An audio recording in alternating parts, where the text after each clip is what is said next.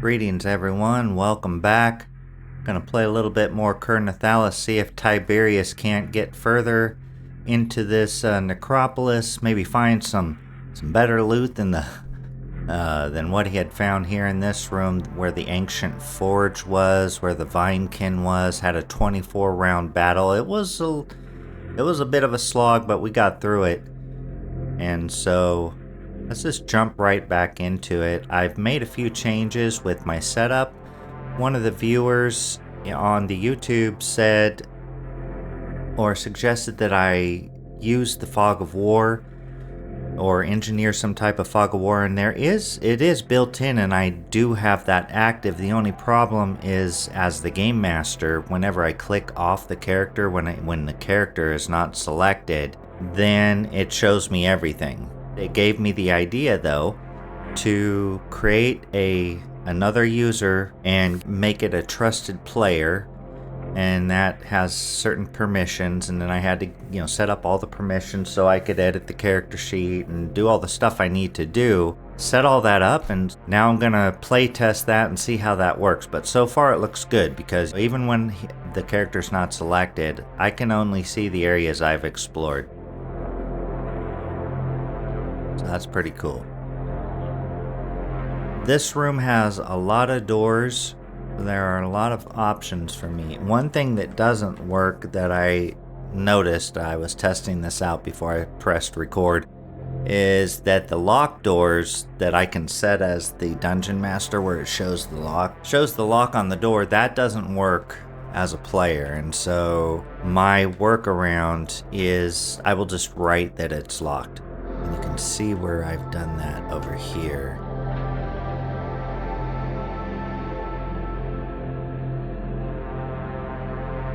So I believe beyond this door to the north, I haven't explored this corridor yet. I know it shows before I pressed record, I accidentally went up there looking for the locked door.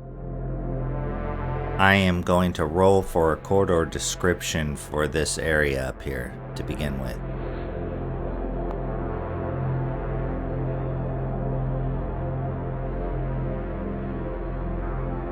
A hidden alcove branches off from the main passage, housing a forgotten altar or a small shrine. Dust-covered offerings lie undisturbed.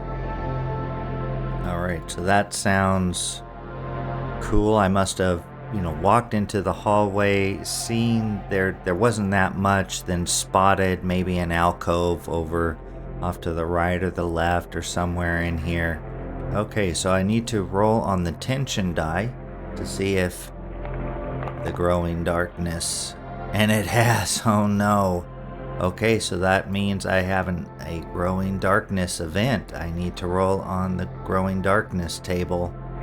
Okay, so it is a D100 roll.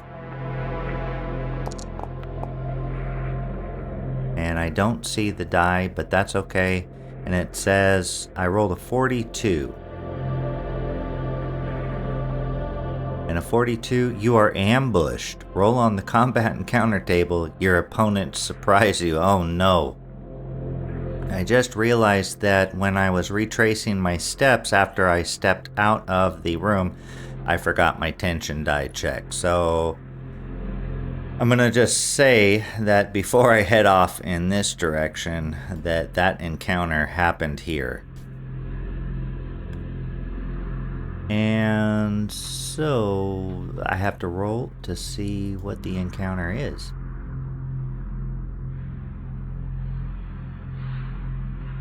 And it's a Bone Golem. Alright, I brought the Bone Golem out onto the map.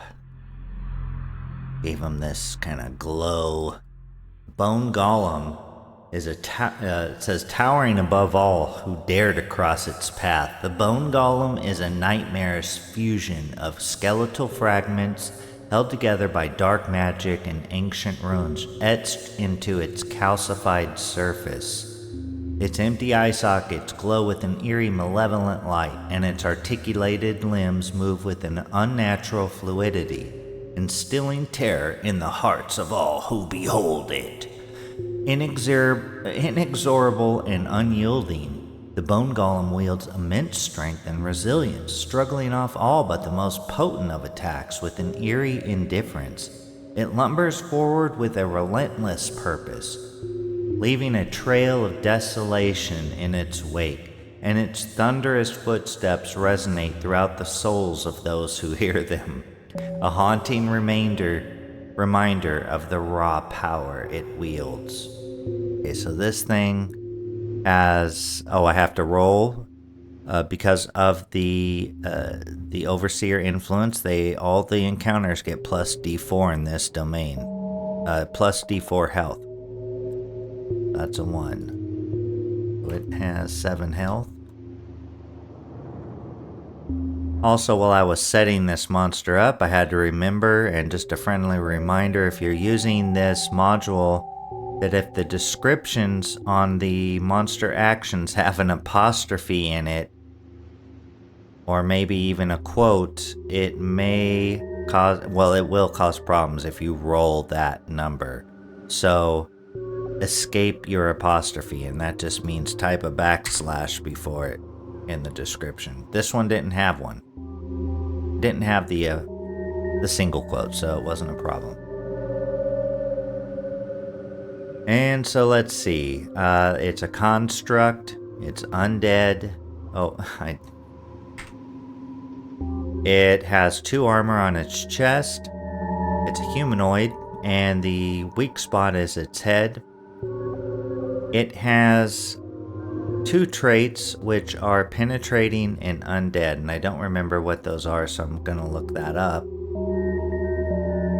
Don't remember. Yeah, here we go. So penetrating says the creature's attacks ignore an amount of armor points equal to the X value. Okay.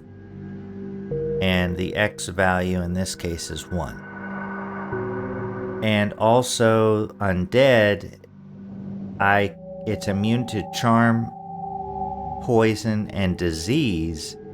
It's restored by necrotic damage and vulnerable to holy. Okay, so I don't think that's gonna affect me. I don't have any of those powers right now, or a way to inflict that kind of damage. Those kinds of damage. So I really just have to remember that it ignores all my armor, essentially. That's pretty cool. Let's fight this thing. I'm ready to kill it. I am ready to show it who the boss is down here. And so this thing lumbered around the corner, and I rush up to fight it. Maybe I was paying too much attention to that hidden alcove with the shrine, looking through those offerings. There was nothing of value there. And this big thing, I could hear something coming. I thought it was just more echoes of footsteps of ghosts, but no, it was the Bone Golem. My perception against his awareness. Oh no, he gets the first attack, that's right, because it said in the Grow in Darkness event that he ambushed me. And so that means he gets a free round. So let me start the combat round here. And so let's see what he does. Right, so I had to skip something. I think my mic wasn't on for a few minutes there while I was talking. So I rolled the Bone Golem's attack type, which was Necrotic Grasp. That does necrotic damage, and it's a magical attack, so that would bypass magic damage, bypasses armor. I missed my magic resist roll, and so then the Bone Golem got to deal D8 necrotic damage, which if he had any damage himself, it would also heal him back half that amount. The damage roll was 6, which amounts to 2 points of damage, and so I need to take off the 2, and it hit my left leg. And since it bypasses armor, I wonder if it also bypasses the need to check the integrity afterwards. I mean, it's not hitting the armor, so I would guess that if all it did was magic damage to that location, I wouldn't have to remember to check the integrity. I'm just gonna go with that, and I gotta take off 2 points of toughness here. And now it's my attack. My attack, and I'm gonna be... well, want to save this ether for later, so I am gonna do the bladed attack, which I have the +10 and then the +5 for the speed. That's +15. And that's gonna hit 49. We'll see if he, what his defense is, and fails. I gotta see where I hit him.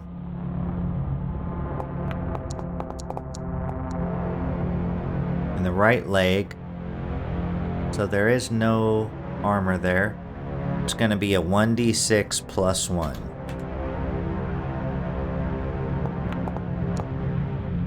Cool. So that's gonna do 2 points of damage. And round 2. See what the Bone Golem does. Bone Golem is doing the necrotic grasp again.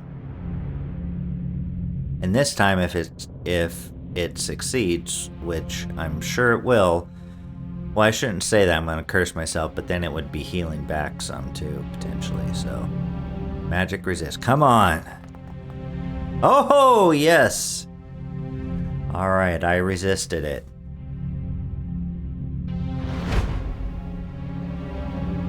And I wonder where it grasped me.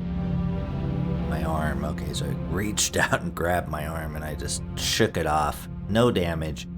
Another attack with the bladed weapons. Here we go. +15.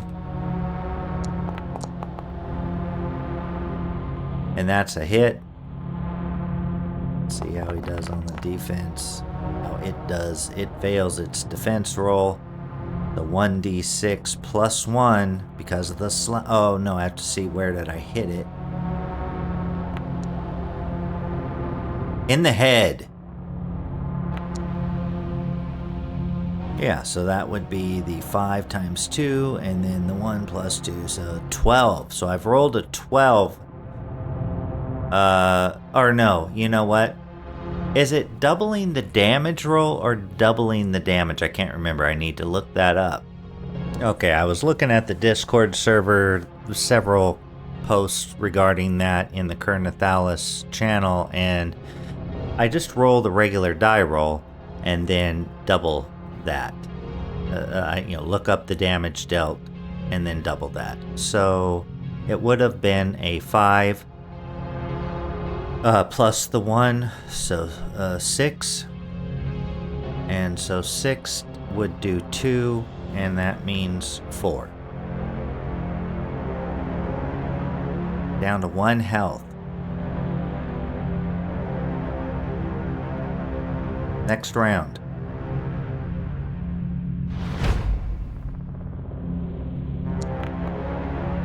Bone Golem trying that necrotic grasp again, needing to heal desperately, so I understand why he did it. And can I resist? No.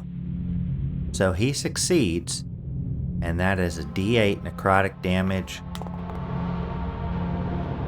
A roll of a 6 is going to be 2 necrotic damage to my right leg, he hit me in the right leg. Grab my leg. It's getting little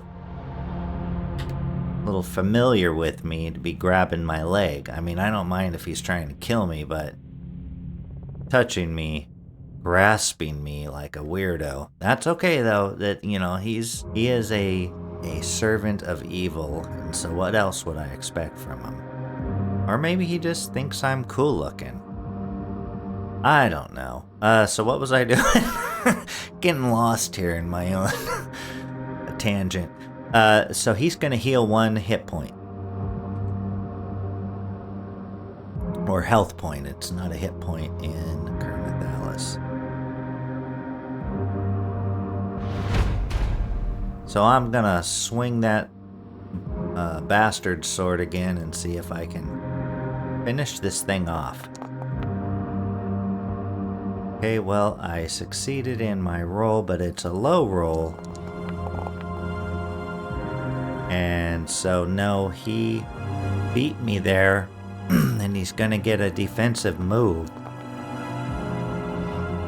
And his next attack is gonna deal an extra D10 damage if he succeeds. So let's see.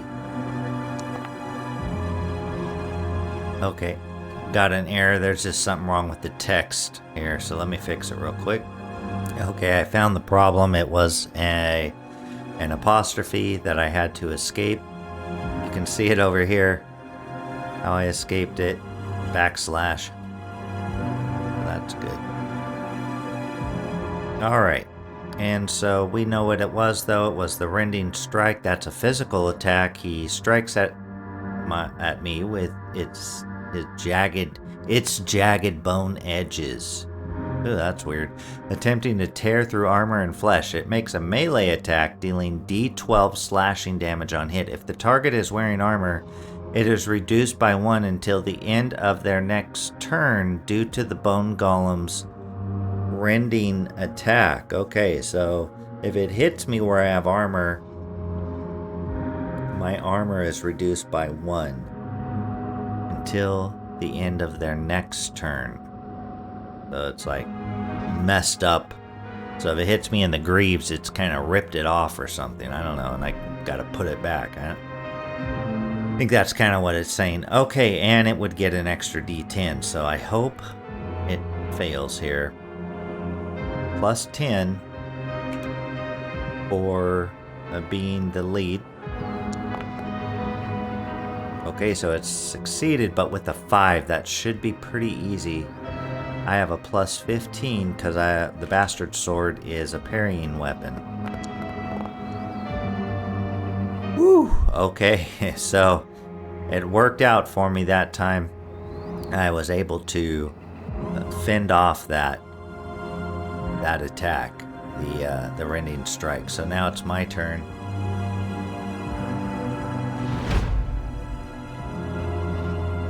And same, going for the bladed weapon.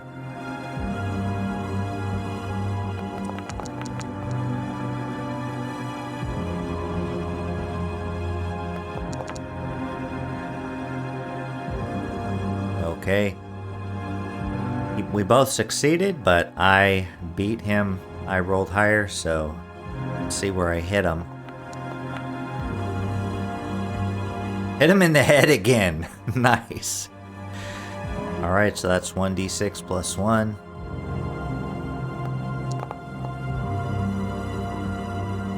Cool. So that is going to be 2, and so 4. So he's dead.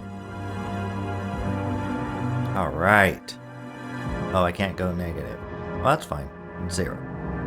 0 is fine. So that's 50 XP, first of all.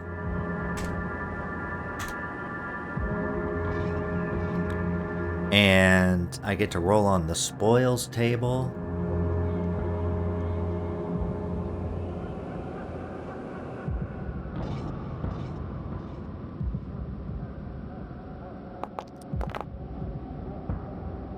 Okay, I got a mundane item, and then it was ritual ingredients.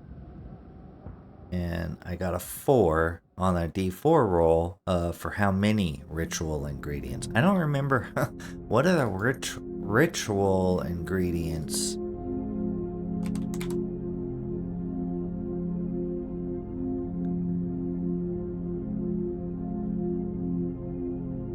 Four.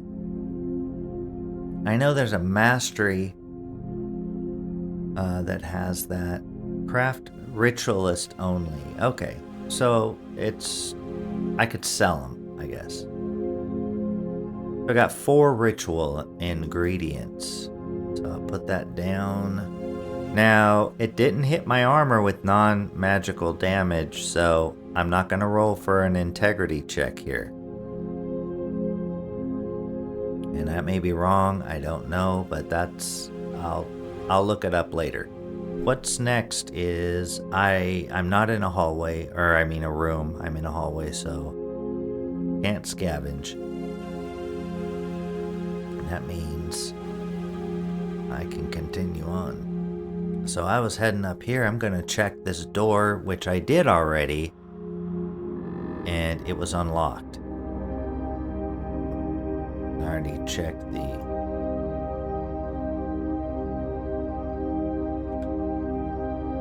other stuff. Okay, so I'm in a kind of a smallish room. Geez, a lot of doors for such a small room. Let's see what this room's about, what the description is. It says that the apparitions of those who died seeking revenge are trapped in this room, their anger seething for eternity. Alright.